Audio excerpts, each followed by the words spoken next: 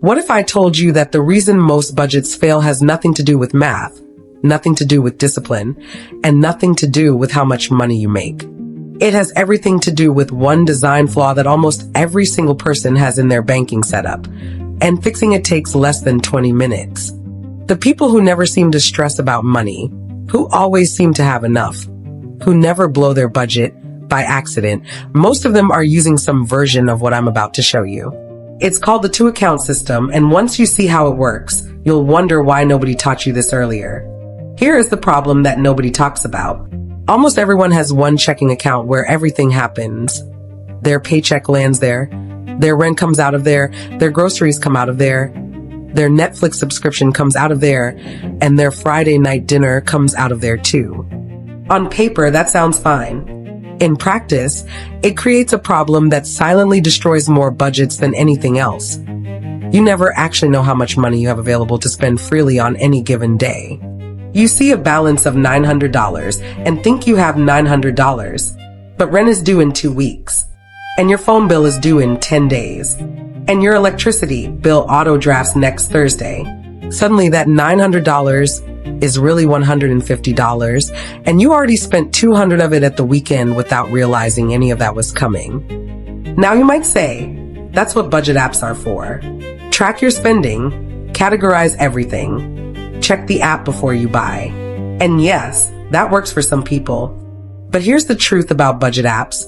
They require you to make a decision every single time you spend money. Open the app, check the category, see if you have room, then decide. That's fine on a Tuesday morning when you're calm and focused. It falls apart on a Friday night when you're tired, hungry, and your friends are already at the restaurant waiting for you. Willpower is weakest exactly when temptation is strongest. Any system that relies on willpower in the moment of spending will eventually fail. What you need is a system that makes the right decision automatic before the moment of temptation ever arrives. This is where the two-account system comes in. The idea is beautifully simple.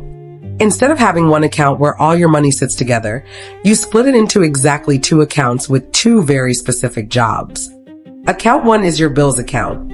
Account 2 is your spending account. That's it. 2 accounts, 2 jobs, 0 confusion about what you can and cannot spend. The magic is not in the accounts themselves. Any 2 free checking accounts work. The magic is in what happens on payday, and we're going to walk through that step by step right now. Account 1, the bills account, does one thing only. It pays your fixed and recurring expenses automatically. Rent or mortgage, utilities, phone bill, insurance, internet, subscriptions, minimum debt payments, everything that comes out every single month on a predictable schedule. This account is not for spending. You do not swipe this card at a restaurant. You do not use this card for groceries. You treat this account like a machine that runs in the background, quietly handling every obligation you have automatically without you touching it. The card for this account stays in a drawer. You fund it on payday and then you leave it alone. Account 2, the spending account, is the exact opposite. This is your freedom account. Every dollar sitting in this account is yours to spend however you want, on whatever you want, without guilt, without checking an app, without doing math in your head at the checkout counter. Groceries come from this account. Eating out comes from this account. Clothes, haircuts, entertainment, fuel for your car, anything that varies month to month and requires you to make a real decision comes from this account. When this account is empty, spending stops. Full stop. No borrowing from the bills account. No credit card to fill the gap. When account 2 is empty, the week is over financially. That hard stop is exactly what makes overspending impossible. Here is exactly what happens on payday, step by step, so you can replicate this immediately. Step 1. Your paycheck lands in your bills account. All of it, the full amount. Step 2. Within 24 hours, ideally the same day, you transfer the exact amount needed to cover all your fixed bills for that pay period into the bills account, and it stays there untouched. Step 3. You transfer a set spending amount into account 2, your spending account. This is your free money for the pay period, groceries, going out, personal expenses, all of it. Step 4. Whatever is left after both transfers goes directly into savings. Not into either account. Into a separate savings account that is also not touched. That is the full system. Paycheck arrives, bills are funded, spending money is moved, the rest is saved. In that order, every single time. Let me make this concrete with a real numbers example so you can see exactly how this works. Let's say Marcus, our hypothetical Marcus, takes home $3,000 per month. His fixed bills total $1,500. Rent, utilities, phone, insurance, and 2 subscriptions. He transfers $1,500 into his bills account and sets all those payments to auto draft from there. Done. He then transfers $800 into his spending account for the month. Groceries, gas, eating out, personal spending, all of it. That leaves $700. Of that $700, he sends $500 to savings automatically and keeps $200 as a small buffer in the bills account for irregular expenses. Every dollar has a job. Nothing is left sitting ambiguously in one pile where it looks available but isn't.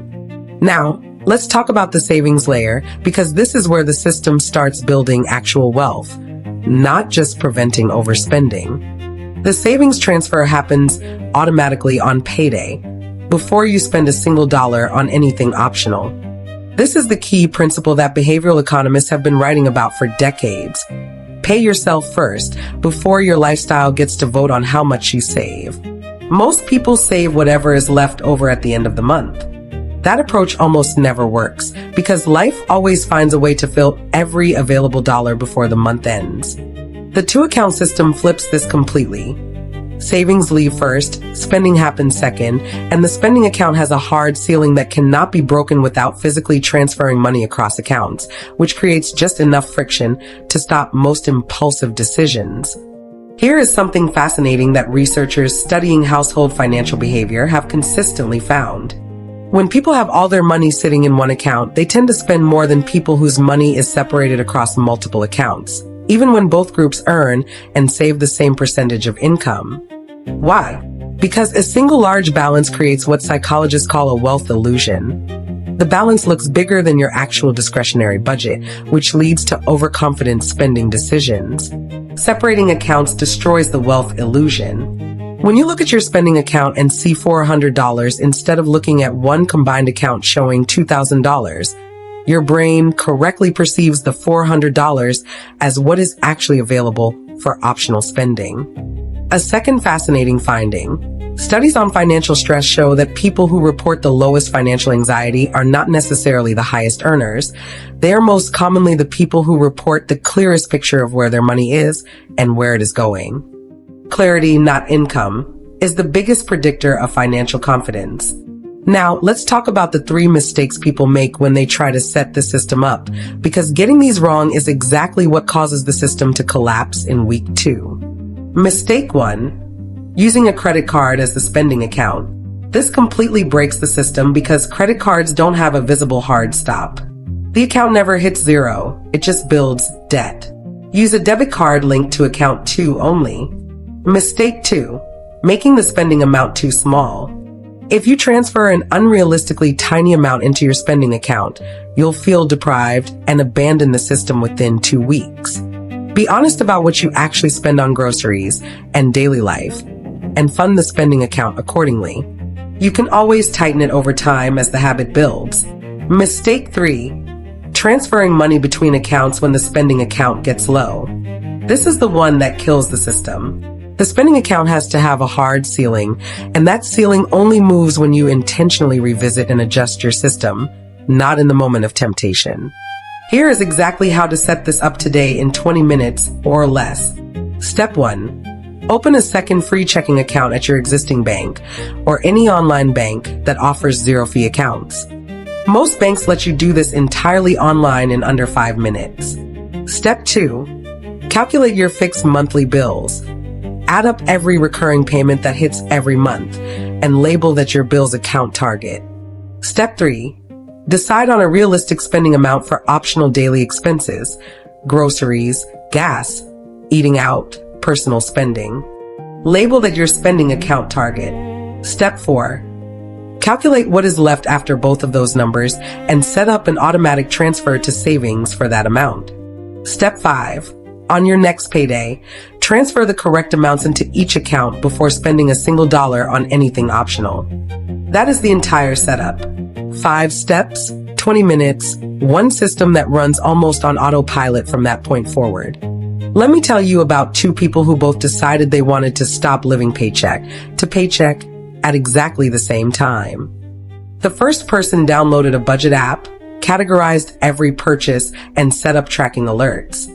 She was disciplined for 3 weeks. Then a hard month happened. Unexpected car repair, a sick day, a stressful week, and she stopped opening the app. Within 2 months, she was back to one account, no system, same stress as before. The second person spent 20 minutes setting up 2 accounts. She never tracked a single purchase. She never opened a budget app. She just made sure the right amounts went into the right accounts on payday, and then she spent freely from account 2 without guilt until it was empty. 2 years later, she has a fully funded emergency account, 0 credit card debt, and she has never once felt like budgeting was hard, because for her, it never required a decision in the moment of temptation. If you have ever felt like you are bad with money, like other people just naturally know how to manage their finances, and you missed that lesson, I want you to hear this very clearly. You are not bad with money. You have been using a broken system. One account, all your money in one pile. Spending decisions made in the moment with incomplete information about what is actually available. That is not a character flaw. That is a design flaw. And design flaws are fixable. The 2-account system does not require you to be a different person. It does not require more income, more discipline, or more apps.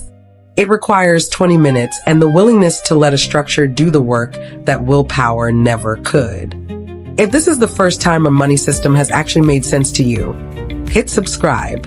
Every single week I break down the real systems, the real psychology, and the real habits behind building wealth without making your life miserable.